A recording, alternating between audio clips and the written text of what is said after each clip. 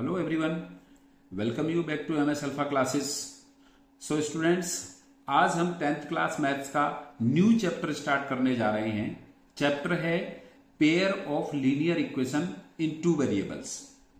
सो जैसा कि चैप्टर का नाम है pair of linear equation in two variables, so इसके नाम से ही क्लियर है कि यहां पर हम टू लीनियर इक्वेशंस जो हैं उनको यहां पर डिस्कस करने जा रहे हैं हम, जिनमें टू वेरिएबल प्रेजेंट है। सो जैसा कि हमने ऑलरेडी 9th क्लास में पढ़ा था, 9th क्लास में हमने पढ़ा था कि जो उसमें था चैप्टर का नाम लीनियर इक्वेशन टू वेरिएबल, और लीनियर इक्वेशन टू वेरिएबल की जनरल फॉर्म होती है ax plus by plus c equals to 0। यहां पर टू वेरिएबल x और y हैं जिनकी डिग्री 1 है। a x का कोफिशिएंट है, b y का कोफिशिएंट है और c कांस्टेंट टर्म है। सो इसका जनरल फॉर्म है ax plus by plus c। इसलिए यह equation linear equation two variable है। वेरिएबल की डिग्री 1 है और इसमें टू वेरिएबल्स हैं। सो ये लीनियर इक्वेशन टू वेरिएबल है। लेकिन हम 10th क्लास में क्या पढ़ेंगे? 10th क्लास में इसी फॉर्म में pair of linear equation in two variables होंगी। यहां पर टू लीनियर इक्वेशंस होंगी। और ये जो लाइन है हमने 9th में पढ़ा था कि इस जो इक्वेशन है, इस इक्वेशन से हम एक अगर इसका ग्राफिकली रिप्रेजेंटेशन करते हैं तो हमें एक लाइन मिलती है। इससे हम एक लाइन ड्रॉ कर सकते हैं और उस लाइन पर लाई करने वाला ईच पॉइंट, उस लाइन पर लाई करने वाले सभी पॉइंट्स उस लाइन के सॉल्यूशन होते हैं, या वो सॉल्यूशन उस लाइन को सेटिस्फाई करते हैं। जब हम उसमें x और y की वैल्यू प्लेस करते हैं तो उसमें left hand side equals to right hand side आता है, या फिर वो उस लाइन को सेटिस्फाई करते हैं। यहां पर टू लाइन्स हैं, टू लीनियर इक्वेशंस हैं। So two linear equations two line को रिप्रेजेंट करेंगी। उन टू लीनियर इक्वेशन से हम टू लाइन ड्रॉ कर सकते हैं। जैसे फर्स्ट लाइन है, फर्स्ट इक्वेशन है a1x plus b1y plus c1 equals to 0। Second होगा a2x plus b2y plus c2 equals to 0। अब इनके कोफिशिएंट जो हैं x के a1 a2, y के b1 b2, constant term c1 c2 हैं, बिकॉज यहां पर टू इक्वेशंस हैं और ये दोनों ही इक्वेशन डिफरेंट लाइन को रिप्रेजेंट करेगी। अब क्वेश्चन ये आता है कि अगर ये डिफरेंट लाइन को रिप्रेजेंट करेंगी तो उनके हम सॉल्यूशन कैसे फाइंड करेंगे? जैसे कि हमें मालूम है 9th क्लास में था कि अगर लीनियर इक्वेशन टू वेरिएबल है तो उसके इनफाइनाइट सॉल्यूशंस होते हैं। बट 10th क्लास में ये pair of linear equation two variable है तो इसके हम सॉल्यूशन कैसे फाइंड करेंगे? तो एक तो ये होता है कि ये दोनों अगर डिफरेंट लाइन को रिप्रेजेंट करती हैं, सो ये दोनों लाइन किसी प्लेन में किस पैटर्न में पॉसिबल हो सकती हैं। ये दोनों लाइन, दोनों इक्वेशंस के जो दोनों लाइन हैं वो किसी प्लेन में किस पैटर्न में या किस फॉर्म में पॉसिबल हो सकती हैं। सो अगर वो एक दूसरे पर इंक्लाइंड होती हैं या स्लोप में होती हैं तो वो डेफिनेटली एक दूसरे को इंटरसेक्ट करेंगी। अब अगर हम एक लाइन वर्ड सुनते हैं तो हमारे माइंड में इनिशियली ये आइडिया आता है कि लाइन का मीन्स होता है स्ट्रेट लाइन, जबकि लाइन तो कर्व भी होती है, सर्कुलर भी होती है, जिगजैग भी होती है। बट अगर आपसे कहा जाए कि आप एक लाइन में खड़े हो जाइए तो हमारे माइंड में इनिशियली ये आइडिया आता है कि हमसे कहा जा रहा है कि हम सबको एक लाइन में खड़े होना है। मतलब लाइन का जो इनिशियली जो मीन्स हमारे माइंड में सेट होता है वो होता है कि लाइन का मीन्स होता है स्ट्रेट लाइन। सो ये जो इक्वेशन जो टू लाइंस को रिप्रेजेंट करती हैं, सो वो टू लाइंस अगर इंक्लाइंड हैं तो वन पॉइंट पे इंटरसेक्ट करेंगी, या फिर और किस फॉर्म में पॉसिबल हो सकती हैं कि एक लाइन को दूसरी लाइन ओवरलैप कर लेगी, एक लाइन दूसरी लाइन को ओवरलैप कर लेगी और इस टाइप की लाइन को हम कोइंसिडेंट लाइन कहते हैं। जो इंटरसेक्ट करती हैं उनको इंटरसेक्टिंग लाइन कहते हैं, और जो ओवरलैप कर लेती हैं एक दूसरे को, एक लाइन के ऊपर दूसरी लाइन कवर अप कर लेती है, तो उनको हम कोइंसिडेंट लाइन कहते हैं।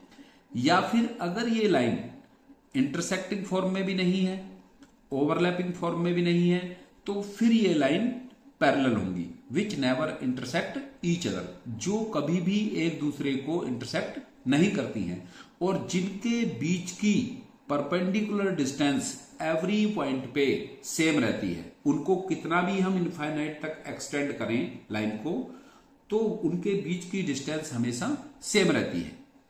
सो जो इन लीनियर इक्वेशंस की जो लाइन हम ड्रॉ करेंगे ग्राफिकली, सो या तो वो इंटरसेक्ट होंगी प्लेन में, या फिर कोइंसिडेंट होंगी, ओवरलैपिंग होंगी, या फिर वो पैरेलल लाइन होंगी।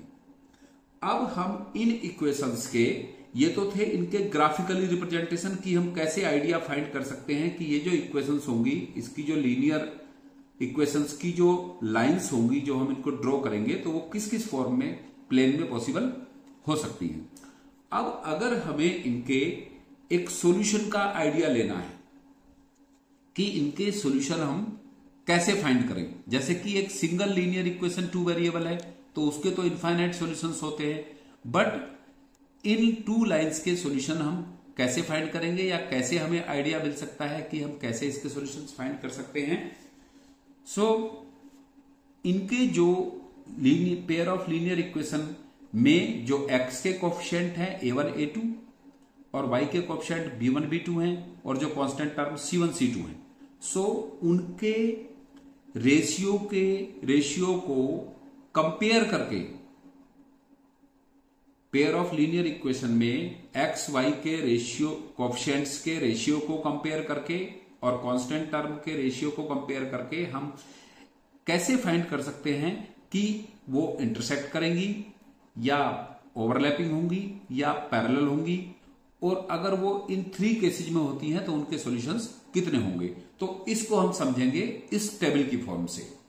बहुत ध्यान से आप समझेंगे इसको कि हम बिना सॉल्व किए एक आइडिया हमें मिल जाएगा कि ये अगर इक्वेशन इस फॉर्म में है, या उनके कोफिशिएंट्स के रेशियो का कंपैरिजन इस फॉर्म में है, सो फिर उसके कैसे सॉल्यूशंस पॉसिबल हो सकते हैं।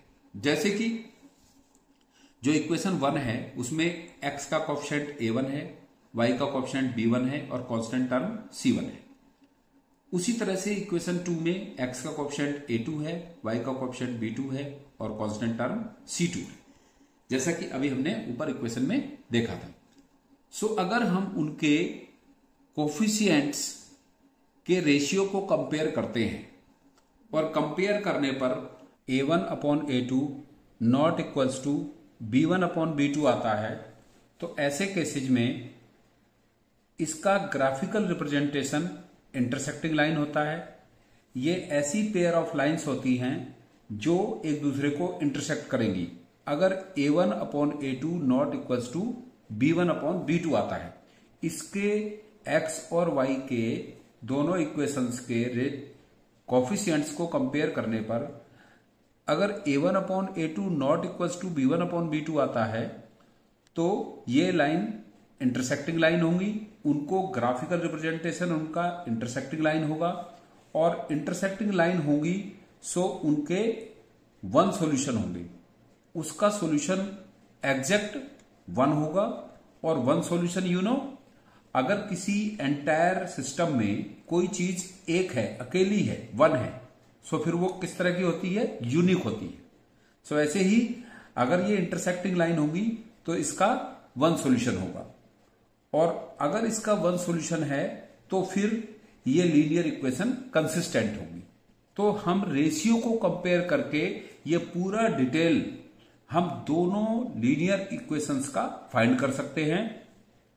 अगर a1 upon a2 not equals to b1 upon b2 होगा तो वो इंटरसेक्टिंग लाइन का ग्राफिकल रिप्रेजेंटेशन करेंगी, या उनका ग्राफिकल रिप्रेजेंटेशन इंटरसेक्टिंग लाइन होगा, और इंटरसेक्टिंग लाइन होने पर उनका यूनिक सॉल्यूशन होगा, मींस एग्जैक्ट 1 सॉल्यूशन होगा, और 1 सॉल्यूशन होगा तो फिर वो लीनियर इक्वेशन कंसिस्टेंट होंगी। तो इस तरह से हम केवल रेशियो के बेसिस पर इतना डिटेल हम इसका फाइंड कर सकते हैं। अब सेकंड केस क्या पॉसिबल है कि जो x y के कोफिशिएंट्स है और कांस्टेंट टर्म है, सो उनका ratio a1 upon a2 equals to b1 upon b2 equals to c1 upon c2 आता है। ये तीनों रेशियो इक्वल आते हैं, कोफिशिएंट्स के भी और कांस्टेंट टर्म के भी रेशियो दोनों इक्वेशंस के सेम आते हैं, इक्वल आते हैं। तो फिर ये रिप्रेजेंट करेगी कौन साइड लाइन को, ओवरलैपिंग लाइन को। इनका ग्राफ जो होगा उसमें एक लाइन दूसरी लाइन को ओवरलैप कर लेगी या वो सेम लाइन को रिपीट करेगी, सो वो कोइंसिडेंट लाइन होंगी और इनके इनफाइनाइट मैनी सॉल्यूशंस होंगे। क्यों होंगे मैनी सॉल्यूशंस? बिकॉज जब एक लाइन को दूसरी लाइन ओवरलैप करेगी या इंटरसेक्ट करेगी, उसके ऊपर कोइंसाइड करेगी, सो वो ईच पॉइंट पे एक लाइन दूसरी लाइन को इंटरसेक्ट करेगी। सो उस केस में उसके इनफाइनाइट पॉइंट पे इंटरसेक्ट करेगी उसको और उसके इनफाइनाइट सॉल्यूशन होंगे। और जब इसके इनफाइनाइट सॉल्यूशन होंगे तो ये लीनियर इक्वेशन भी कंसिस्टेंट होंगी। मीन्स ये हुआ कि अगर सॉल्यूशन आते हैं, वन सॉल्यूशन हो या इनफाइनाइट सॉल्यूशन हो, तो सॉल्यूशन के केसेज में ये लीनियर इक्वेशन कंसिस्टेंट होती है। अब एक थर्ड केस और पॉसिबल है। थर्ड केस क्या पॉसिबल है? अगर कोफिशिएंट का रेशियो सेम आता है, a1 upon b2 a1 upon a2 equals to b1 upon b2, अगर ये रेशियो सेम आता है और जो कांस्टेंट का रेशियो है c1 अपॉन c2, इन दोनों x और y के कोफिशिएंट के रेशियो के इक्वल नहीं आता है, a1 upon a2 equals to b1 upon b2 not equals to c1 upon c2। So ऐसे केस में ये जो टू लाइंस हैं ये पैरेलल लाइंस होंगी। इनका जो ग्राफिकल रिप्रेजेंटेशन होगा, जब हम इसका ग्राफ बनाएंगे या लाइन ड्रॉ करेंगे, तो ये पैरेलल लाइंस होंगी और वो एक दूसरे को इंटरसेक्ट नहीं करेंगी। और जब पैरेलल लाइन होंगी, इंटरसेक्ट नहीं करेंगी, सो फिर इनके कोई भी सॉल्यूशन नहीं होंगे। सॉल्यूशन क्या है एक्चुअली? सॉल्यूशन जो है, अगर टू लाइन एक दूसरे को इंटरसेक्ट करती हैं तो जिस पॉइंट पे इंटरसेक्ट करती हैं उस पॉइंट के टू कोऑर्डिनेट्स होंगे x और y, और x और y की वैल्यू उस लीनियर इक्वेशन का एक सॉल्यूशन होगा। सो जब ये इंटरसेक्ट करेंगी नहीं, पैरेलल होंगी, तो फिर इसका कोई सॉल्यूशन नहीं होगा। और जब सॉल्यूशन नहीं होगा तो फिर ये इनकंसिस्टेंट लीनियर इक्वेशन होंगी, इनकंसिस्टेंट लीनियर इक्वेशन होंगी। So in pair of linear equations के कोफिशिएंट्स x और y के और कांस्टेंट टर्म के रेशियो को कंपेयर करके हम ये फाइंड कर सकते हैं, ये एक आइडिया हम ले सकते हैं कि वो इंटरसेक्टिंग लाइन को रिप्रेजेंट करती हैं, कोइंसिडेंट लाइन को रिप्रेजेंट करती हैं, या फिर पैरेलल लाइन से। और उनके सॉल्यूशन कितने हैं? इंटरसेक्टिंग लाइन है सो वन सॉल्यूशन होगा, कोइंसिडेंट लाइन है इनफाइनाइट सॉल्यूशन होंगे, और पैरेलल लाइन है तो नो सॉल्यूशन होगा। और अगर उनके सॉल्यूशन है, वन सॉल्यूशन है या इनफाइनाइट सॉल्यूशन है, सो वो कंसिस्टेंट लीनियर इक्वेशन होंगी। और अगर नो सॉल्यूशन है तो फिर वो इनकंसिस्टेंट लीनियर इक्वेशन होंगी। अब ये तो था एक आइडिया, हमने एक आइडिया यहां पर फाइंड आउट किया कि लाइन के जो लीनियर इक्वेशंस हैं उनके कोफिशिएंट्स और कांस्टेंट टर्म को के रेशियो को कंपेयर करके हमने ये एक आइडिया यहां पर सेट किया कि ये किस टाइप की लाइन हो सकती है और कितने इनके सॉल्यूशंस हो सकते हैं। बट हम इनके सॉल्यूशन फाइंड कैसे करेंगे? तो ये जो होल डिस्क्रिप्शन है, होल बेसिक इंट्रोडक्शन है, ये थ्रू आउट चैप्टर का है। अब यहां से बाद आप देखेंगे कि एक्सरसाइज टू एक्सरसाइज कुछ पर्टिकुलर कॉन्सेप्ट्स होते हैं, कुछ पर्टिकुलर बेसिक होते हैं, जिनको हम एक्सरसाइज के साथ में एक्सरसाइज टू एक्सरसाइज समझते जाएंगे एक्सरसाइज को करने से पहले। ये है एक कंप्लीट चैप्टर का basic introduction. So I hope आपको ये क्लियर हो गया होगा। अब जो एक्सरसाइज में जो कॉन्सेप्ट्स होंगे उसको हम एक्सरसाइज के साथ ही एक्सप्लेन करेंगे, डिस्कस करेंगे, क्योंकि वो पर्टिकुलर एक्सरसाइज के लिए पर्टिकुलर कॉन्सेप्ट्स हैं। जैसे कि अगर हमें उनके एग्जैक्ट सॉल्यूशन फाइंड करने हैं, एक्स और वाई की वैल्यू फाइंड करनी है, सो सॉल्यूशन फाइंड करने के लिए यहां पर इस चैप्टर में 4 मेथड्स गिवन है। फर्स्ट मेथड है ग्राफिकल रिप्रेजेंटेशन। सो जो two pair of linear equations हैं उनके हम ग्राफ ड्रॉ करेंगे और ग्राफ ड्रॉ करने पर अगर वो इंटरसेक्ट करती हैं तो जिस पॉइंट पे इंटरसेक्ट करती हैं उस पॉइंट के जो एक्स और वाई कोऑर्डिनेट होंगे वो उसके सॉल्यूशन होंगे। अगर वो एक दूसरे को कंप्लीटली ओवरलैप कर लेती हैं, कोइंसिडेंट कर लेती हैं, तो इनफाइनाइट सॉल्यूशन होंगे।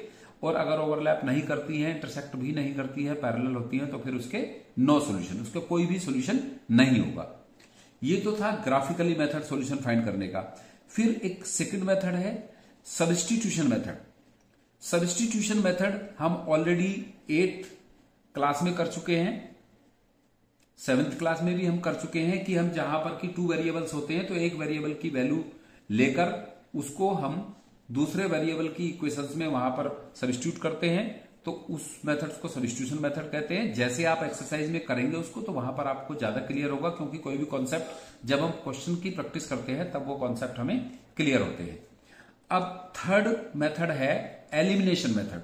सो बिकॉज ये लीनियर इक्वेशन 2 वेरिएबल है, सो इसमें हम किसी 1 वेरिएबल के टर्म्स को मल्टीप्लाई या डिवाइड करके इक्वल करके उस 1 टर्म को हम एलिमिनेट कर देंगे और फिर सेकंड जो टर्म है, सेकंड जो वेरिएबल है उसकी वैल्यू हम वहां से फाइंड कर लेंगे। थर्ड मेथड है इसका एलिमिनेशन मेथड।